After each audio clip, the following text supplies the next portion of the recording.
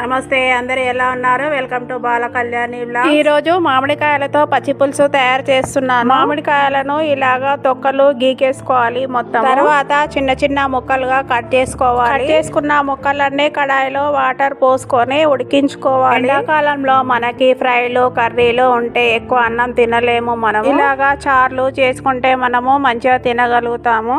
నేను 2 మామిడికాయలు తీసుకున్నాను కాబట్టి 2 గ్లాసులు పోసుకుంటే సరిపోతుంది నీళ్లు.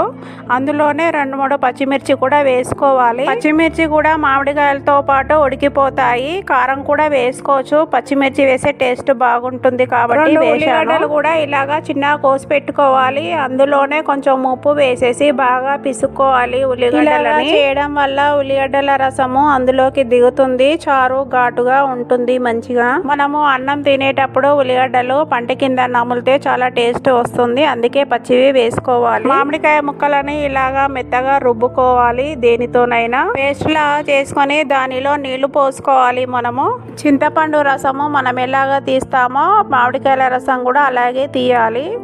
ఉల్లిగడ్డలు కోసి పిసుకొని పెట్టుకున్నాం కదా, అందులోనే ఈ రసం వేసేసుకోవాలి మొత్తం. మామిడికాయ పచ్చి పులుసు మీలో ఎంత మందికి తెలుసో కామెంట్ బాక్స్ లో కామెంట్ చేయండి. ఎండాకాలంలో ఈ చారు వేసుకుంటే చాలా చలవ చేస్తుంది. వంటికి కూడా చాలా మంచిది ఆరోగ్యానికి. పుల్ల పుల్లగా చాలా బాగుంటుంది. పిల్లలు కూడా చాలా ఇష్టంగా తింటారు. తర్వాత పోపు పెట్టుకోవాలి. కడాయి పెట్టుకొని నూనె పోసుకోవాలి. అందులో జీలకర్ర, ఆవాలు, ఎండుమిరపకాయలు, పచ్చిమిరపకాయలు 2-3 వేసుకోవాలి.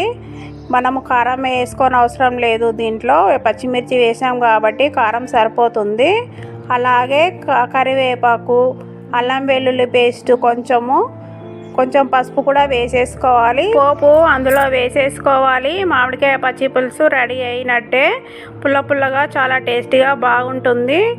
నా వీడియో నచ్చితే లైక్ చేయండి, షేర్ చేయండి, సబ్స్క్రైబ్ చేయండి.